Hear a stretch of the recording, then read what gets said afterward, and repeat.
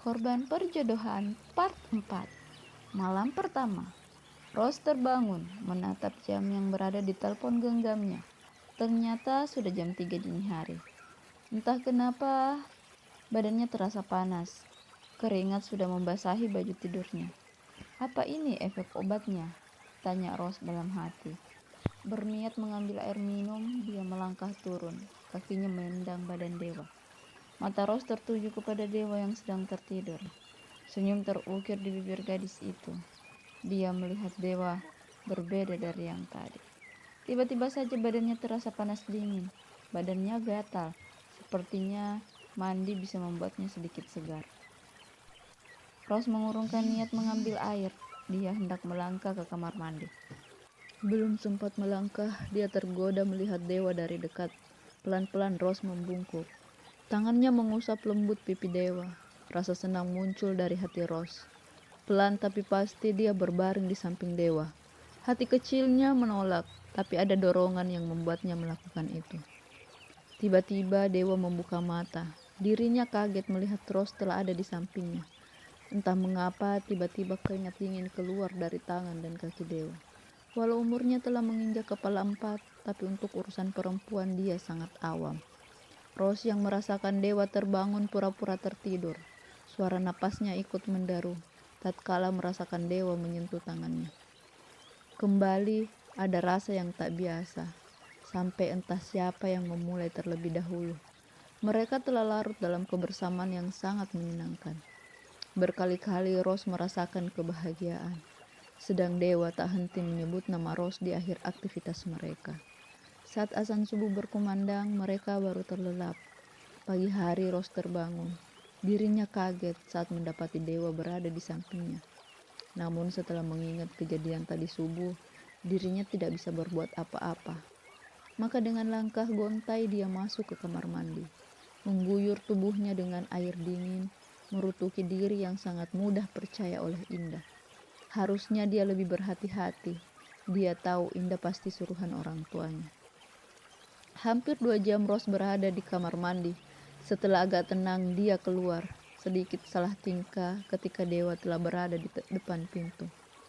Tak ayal Dewa pun terlihat kaget, namun sebisa mungkin mereka menyembunyikan perasaan mereka.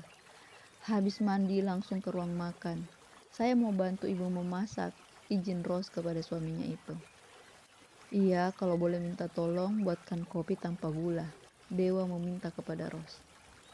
Tanpa berucap, Rose melangkah keluar kamar. Melihat anaknya keluar dengan rambut basah, membuat Pak Amir tersenyum.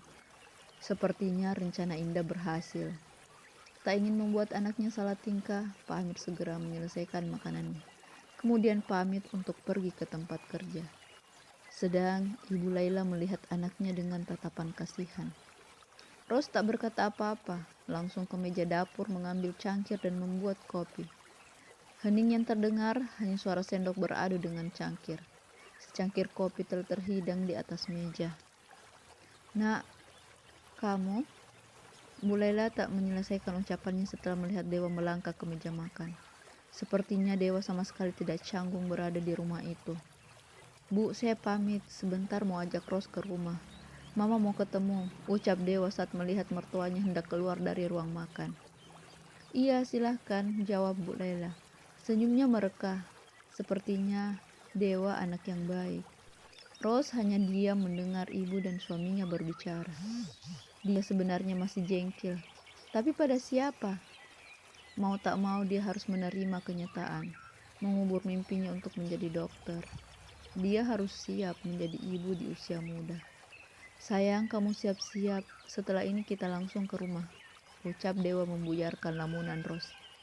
Rose mengangguk dan sedikit tersenyum sebagai jawaban. Selebihnya dia larut dalam keheningan. Baginya, hidup telah hancur. Impian mendapatkan cinta sejati sudah tak mungkin. Bulir bening menetes dari kedua matanya yang indah. Tak ingin Dewa mengetahui kegalauan hatinya, Rose cepat menghapus air matanya. Kemudian kembali menikmati makanan yang terasa hambar itu. Dewa tak merasa ada yang ganjil. Penyerahan diri Rose sudah cukup menjadi bukti bahwa apa yang selama ini orang bicarakan itu salah. Rose tak terpaksa menikah dengannya, walau dia belum tahu apa Rose mencintainya atau tidak. Tapi dia yakin kalau Rose tak membencinya. Sesekali mata Dewa mencuri pandangan ke wajah istrinya. Cantik, cuma itu kata yang terlintas dalam pikirannya. Berulang kali dia mengucap syukur telah beruntung mendapatkan gadis belia dan cantik. Tak sia-sia Dewa menjaga hatinya. Bukan tak ada yang mau kepadanya, hanya saja dia sudah berjanji bahwa yang akan memilih calon istrinya adalah orang tuanya. Sebagai bentuk tanda bakti dirinya, apa gunanya istri cantik kalau tak akur dengan mertua? Sekarang pikiran itu sudah dibuang jauh. Dia yakin Rose akan cocok dengan mamanya. Surganya tak mungkin memilih sembarangan untuk mendampingi hidupnya. Dewa sedikit penasaran bagaimana gadis secantik Rose mau menikah dengannya. Tentu gadis muda itu punya impian, dan sebagai suaminya dia bertekad untuk mewujudkan mimpi sang istri tercinta.